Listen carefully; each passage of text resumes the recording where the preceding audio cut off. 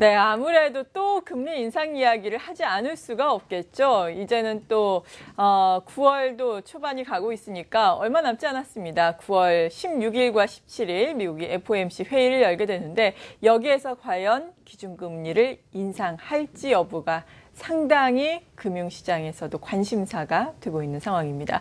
이에 따라서 신흥국에서 자금 이탈이 가속화될 것인지 혹은 멈출 것인지도 우리 증시에 투자하는 입장에서 중요한 사안이 될 수밖에 없는데요. 이러한 부분에 대해서 전반적으로 심도 깊은 도움 말씀 들어보도록 하죠. LG경제연구원의 이창선 수석연구원 모셨습니다. 어서 오세요. 네, 안녕하십니까? 네, 우리가 좀 과거의 사례를 되짚어볼 필요가 있어 보이는데요. 과거에 이렇게 기준금리가 좀 저가에서 형성되다가 인상이 됐을 때 어떤 움직임이 보였었는지 혹은 어떻게 우리가 과거의 사례를 좀 어떤 사례를 보면 좋은지 궁금한데요. 예, 최근의 사례로 보자면은 네. 2013년 5월 달에 버냉키 전 미현준 의장이죠.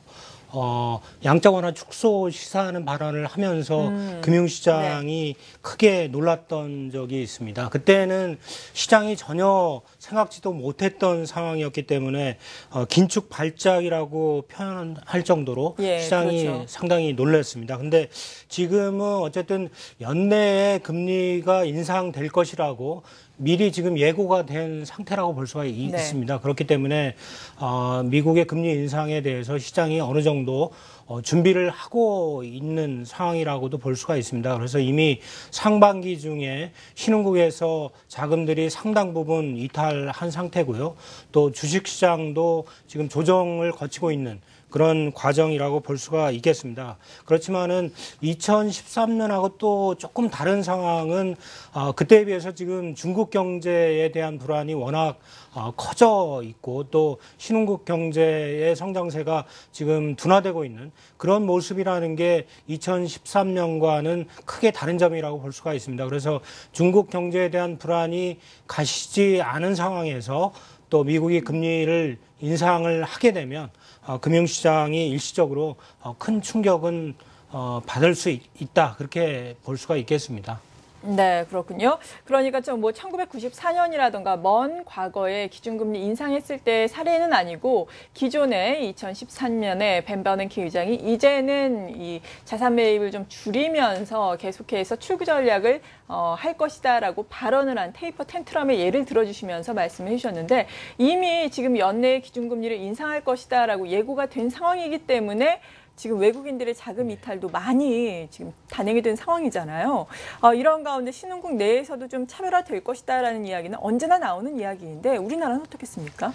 예, 우리나라도 최근 상황을 보면은 다른 신흥국하고 사실은 비슷한 움직임을 보였습니다. 그래서 주식시장 또 채권시장에서 외국인 자금들이 많이 빠져나가고 그로 인해서 주가가 좀 많이 떨어진 상황이라고 볼 수가 있습니다. 그래서 우리나라가 아직도 신흥국, 금융시장에서는 신흥국으로 취급되고 있기 때문에 전반적으로 신흥국에 대한 불안 심리가 높아지면서 안전자산 선호 현상이 높아질 때는 우리나라로부터 외국인 자금이 빠져나가는 것을 피할 수는 여전히 없는 것이라고 볼 수가 있겠습니다. 물론 우리나라가 외환 사정이 다른 나라에 비해서는 훨씬 낫기 때문에 다른 취약국에 비해서는 덜 영향을 받는 측면이 분명히 있습니다. 그런데 최근 국제금융시장을 불안하게 한 주된 요인 중에 하나가 또 중국 경제에 대한 불안 아니겠습니까? 그렇죠. 그런데 우리나라가 중국 경제에 대한 의존도가 워낙 높기 때문에 지금은 미국 금리 인상뿐만이 아니라 중국 경제에 대한 불안 그 요인이 크게 작용을 하고 있기 때문에 우리나라로부터 외국인 자금의 이탈 규모가 최근 몇 달간은 상당히 컸었다 그렇게 볼 수가 있겠습니다. 네, 그렇다면 과연 9월 FOMC 회의 이후에는 외국인들의 자금이 어떤 양상을 보이느냐 여부가 무엇보다도 중요할 텐데 물론 기준금리가 과연 동결이 되는지 혹은 인상이 되는지 여부에 따라서 많이 달라질 수 있겠지만 어떻게 될 것으로 예상하고 계신지 궁금하거든요. 예. 그 외국인 자금이 빠져나가기 시작한 게 지난 6월부터입니다. 6월, 7월, 8월 세 달간 대거 빠져나간 셈이고요.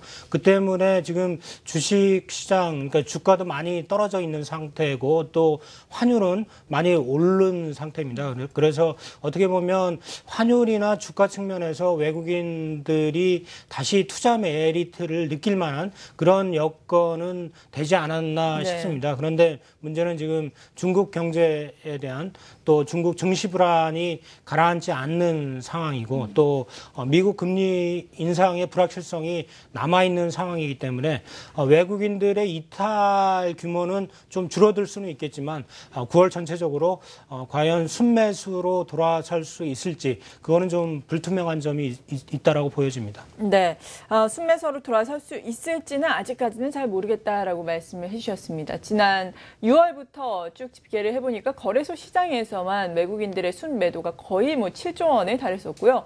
특히나 8월 한 달간 놓고 보면은 4조 원을 훌쩍 넘어섰습니다. 코스닥 시장에서도 수천억 원의 외국인의 순매도가 단행이 됐는데 이러한 부분은 당분간 지속될 수도 있을 것이다라고 말씀을 해주셨어요. 과연 그렇다면 언제쯤 미국의 기준금리가 인상이 될 것인가가 문제인데 사실 연준 내에서도 갑론을박이 많지 않습니까? 매파와 비둘기파 사이에서도 의견이 항상 엇갈렸지만 이번에는 더욱더 엇갈리면서 시장의 혼란을 가중시키고 있는데 어떤 분위기인가요? 경제 지표를 보자면 어떻습니까? 예. 지난 2분기 경제 성장률이 전기 대비 연율로 3.7%로 계속 좀 상향 수정이 됐습니다. 그렇죠. 그래서 성장률로만 보면은 그렇게 이제 나쁘지는 않은 상황이라고 보여지고요. 근데 최근 경제 지표들 중에 8월 제조업 구매 관리자 지수가 좀 나쁜 쪽으로 좀 둔화된 쪽으로 나온 게 약간 변수로 작용을 하고 있고요. 또 내일이죠. 금요일 날 8월 미국의 고용 지표, 실업률, 또 취업자 수 증감이 이제 발표가 되는데 이게 이제 과연 어느 정도로 나올지가 또 중요한 변수로 작용을 하겠습니다. 근데 예상으로는 20만 매월 지금 20만 전후에서 계속 신규 취업자 수가 늘어나고 있기 때문에 거기서 크게 벗어나지는 않을 걸로 예상이 되고 있습니다. 그렇다면은 8월 고용 지표도 사실은 미국 금리 인상을 저해할 정도로 나오지는 않을 걸로 예상이 되고 있기 때문에 실물 경제 지표로 보면 지금 금리 인상을 해도 이제 무방한 상황이라고 볼 수가 있는데 지금 중국 경제 불안이나 글로벌 금융 시장이 불안하다라는 점이 이제 변수로 작용을 하고 있고 또 실제 물가 상승률도 연준의 목표치는 2%인데 지금 거의 0% 내외에서 움직이고 있습니다. 그렇기 때문에 지금 물가 불안 때문에 당장 금리 올리는 게 시급한 그런 상황은 이제 아니라고 보여지고요. 다만 물가 상승률이 2% 목표치에 해서 금리를 올리면 늦기 때문에 그 이전에 이제 금리를 올리기 시작해야 된다라는 게 또 연준의 생각인 것 같습니다. 그렇기 때문에 연내에는 일단은 금리를 이제 올리고 싶어 하는 게 연준의 속마음이 아닌가 싶고요. 일단 금리를 정상화한 후에 그 이후의 경제 지표에 따라서 금리 인상 속도를 조절하면 되지 않겠느냐 그렇게 보고 있는 것 같습니다. 그래서 일단 9월 금리 인상 가능성이 그전에는 좀 높게 점쳐졌는데 지금 상황에서는 글로벌 금융시장 불안이 계속된다라고 하면 9월 금리 인상보다는 10월 또는 12월 로 이제 금리 인상 시기가 넘어갈 가능성이 있지 않나 싶고요. 그 이후에도 과거에는 6주마다 열리는 FOMC 회의에서 연속적으로 금리를 올리는 게 일반적이었는데 지금은 2차례 또는 3차례 회의마다 한 번씩 금리를 그때그때 또 경제 지표 상황에 따라서 이제 올리는 그런 정도 매우 더디게 금리 인상이 이제 진행되는 상황이 아닐까 그렇게 생각이 되고 있습니다. 네, 금리 인상이 말씀하신 것처럼 이 경기의 상황을 봐가면서 조금 점진적으로 더디게 이루어진다면은 신흥국에 미치는 영향은 그만큼도 적은 것으로 볼 수 있는 건지 궁금하네요. 예, 미국이 연속적으로 금리를 인상하는 거에 비해서 좀 느리게 금리 인상이 진행될 것이라는 점에서는 그나마 신흥국으로서는 다행스러운 점이 아닌가 싶습니다. 그런데 지금 미국의 제로금리가 유지된 게 2008년 말부터니까 거의 7년이 됐습니다. 그래서 7년 미국이 제로금리하고 또 중간중간 세 차례의 대규모 양적 완화를 펼치면서 좀 높은 고수익을 노린 자금들이 신흥국으로 대거 유입됐습니다. 또 미국 경제가 부진할 때 또 신흥국 경제가 그나마 높은 성장을 했던 점이 또 신흥국으로 자금 유입을 늘리게 한 요인으로 이제 작용을 했다라고 볼 수가 있는데, 그러니까 7년 만에 또 미국이 통화정책 기조를 이제 크게 바꾸는 것이기 때문에, 신흥국으로 그동안 들어갔던 자금이 이미 또 나온 자금들이 상당히 있긴 합니다만은, 포트폴리오 조정이 지금 완전히 이루어진 걸로 볼 수는 없지 않겠느냐. 추가적으로 빠져나올 자금이 아직도 상당 부분 남아 있는 게 아닌가 싶고요. 또 과거에 비해서 지금 미국 금리 인상 시기하고 비교를 해보면 신흥국 경제, 특히 이제 중국 경제가 워낙 안 좋다라는 네. 점이 과거하고는 조금 다른 점인 것 같고요. 또 미국이 금리를 올린다는 것은 그만큼 미국 경제가 이제 좋다는 것이 되겠는데, 과거 같으면 미국 경제가 좋아지면 그게 신흥국의 수출을 늘리게 하는 요인으로 작용을 했기 때문에 미국이 금리를 올리더라도 신흥국으로서는 그렇게 나쁘지 않은 상황이었다라고 볼 수가 있는데, 지금은 미국이 경제가 호전되고 있지만 자국 서비스업이나 자국 산업 위주로 성장을 하면서 수입수요가 그렇게 빠르게 늘어나고 네. 있지는 않습니다. 그런 점들이 신흥국이 미국으로의 수출을 늘리게 하는 장애 요인으로 이제 작용을 하고 있기 때문에, 미국 금리 인상이 더디게 진행된다고 하더라도 신흥국에 미치는 충격이 그렇게 작게만은 볼 수가 없는 게 아닌가 싶습니다. 네, 말씀하신 중국 부분을 보다 좀 세부적으로 짚어보면 좋을 것 같은데, 일각에서는 그래도 신흥국 내에서 중국이 차지하는 비중이 많이 줄었기 때문에 충격이 좀 예상보다는 덜할 수 있다라는 의견도 있고, 말씀하신 것처럼 중국은 여전히 뭐 큰 비중을 차지하고 있기 때문에 중국의 뭐 증시 불안이나 중국의 경기를 봤을 때 더욱더 신흥국에서 자금 이탈을 가속화시킬 것이다라는 의견도 있는데, 중국의 경기 둔화를 어느 정도 규모로 봐야 되는 건가요?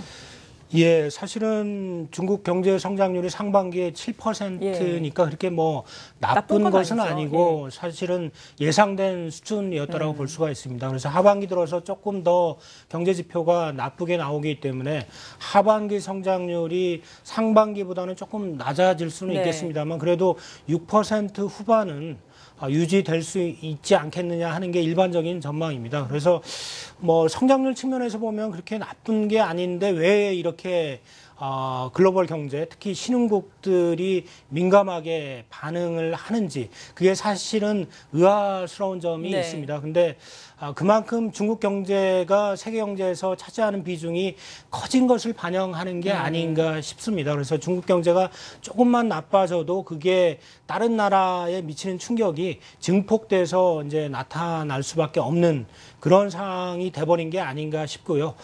특히 최근에 이제 유가나 원자재 가격이 그렇게 약세를 보이고 있는 게 공급 측면의 요인도 있지만, 중국 경제가 성장세가 조금 둔화되면서 수요가 위축된 게 원자재 가격의 급락으로 이제 나타나고 있기 때문에, 그만큼 중국 경제의 비중이 세계 경제에서 차지하는 위상이 커진 게 아닌가. 그래서 중국 경제의 조그마한 변화가 세계 경제, 특히 신흥국에 미치는 영향이 이제 증폭돼서 나타날 수밖에 없는 그런 상황이 아닌가, 그렇게 보여집니다. 네, 중국 경기의 영향력이 신흥국에 미치는 영향 크기 때문에 자금 이탈 가능성도 우리가 주의 깊게 살펴봐야 한다라고 말씀해 주셨습니다. 그리고 뭐 금리 인상하면은 자연스럽게 따라오고 있는 것이 뭐 환율, 달러화 강세일 텐데, 달러 강세 기조가 계속해서 이어지고 있고 기준금리가 인상이 된다면은 더욱더 강화될 수가 있겠죠. 말씀하신 것처럼 미국도 요즘에는 자국 내의 산업을 위주로 펼치려는 리쇼어 정책을 펼치고 있기 때문에 이 달러 강세가 반갑지만은 않을 것 같은데, 이러한 부분은 어떻게 봐야 될까요? 예, 지금 미국 외에는 사실 금리 인상을 생각할 정도로 경기가 괜찮은 나라가 없기 때문에 사실은 뭐 달러 강세가 어떻게 보면 자연스러운 현상이라고도 볼 수가 있겠습니다. 근데 미국 경제도 과거하고는 좀 다른 점이, 미국 경제 회복세가 그렇게 탄탄한 것은 아니기 때문에 네. 달러화 강세로 또 외국 제품이 많이 미국으로 들어온 것을 또 반기고 그걸 견딜 수 있는 정도는 또 아닌 것 같습니다. 그래서 달러가 강세가 되면 또 그게 미국 경기 회복을 저해하는 요인으로 작용할 수 있다는 점을 또 우려를 하고 있고 또 정책 당국자들도 그런 달러 강세에 대해서 우려하는 목소리들을 계속 내고 있습니다. 그렇기 때문에 그 달러 강세가 미국 경제 회복을 저해할 수 있다는 점이 또 미국의 금리 인상 속도를 좀 더디게 하는 그런 요인으로 작용할 수 있다. 그렇게 보여지고 있습니다. 네, 우리로서도 이러한 환율의 움직임은 민감할 수밖에 없는 상황인데 요즘에는 달러화에 대한 원화 환율이 1,180원대까지 어제 올랐네요. 1,200원 선까지 지금 목전에 다다르고 있는 상황인데 우리나라의 입장에서 원화의 약세를 어떻게 봐야 할지, 원화 같은 경우에는 그렇다면 상당히 어느 정도까지 갈 수 있을지 궁금한데요.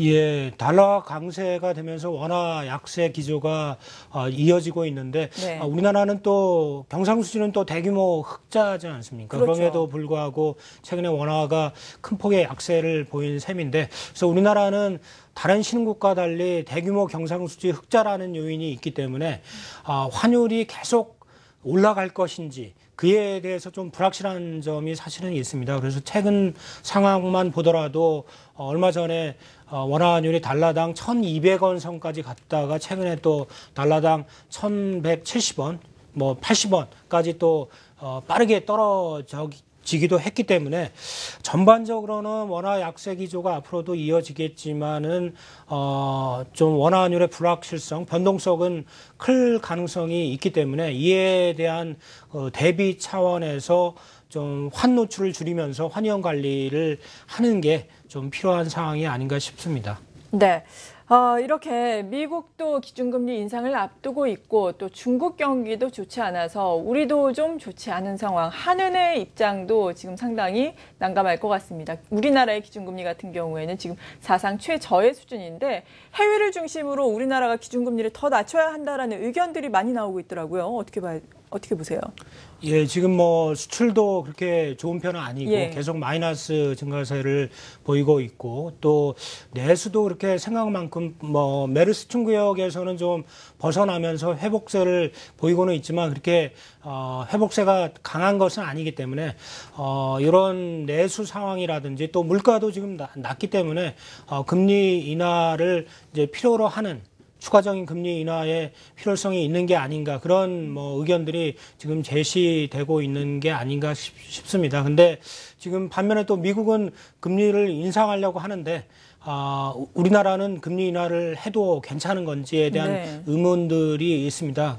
그래서 결국은 신흥국, 우리나라도 마찬가지입니다만은 신흥국들이 미국 금리 인상의 방향과는 반대로 갈 수 있는 통화정책의 독립성이나 여력을 할 수 있으려면 결국은 그런 그 외환 부분의 건전성이 중요한 게 아닌가 싶습니다. 그래서 외국인 자금이 이탈이 커지고 그래서 통화 가치가 급락을 하고 물가 불안이 커지면 사실은 독자적으로 금리를 내리기보다는 미국 금리를 따라가는 방향으로 갈 수밖에 없는데 그런 면에서 우리는 아무래도 통화 정책의 독립성 내지는 여력을 이제 확보한 게 아닌가 싶습니다. 외환 네. 부분의 건전성을 확보하고 있기 때문에 외국인 자금 이탈에 따른 통화 가치 급락이나 물가 불안 우려가 그렇게 크지는 않다라는 점에서 당분간은 미국의 금리를 올려도 우리는 우리 경제나 물가 상황에 따라서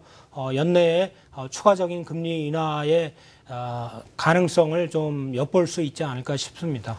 네, 잘 알겠습니다. LG경제연구원의 이창선 수석연구위원과 함께했습니다. 감사합니다. 예, 고맙습니다.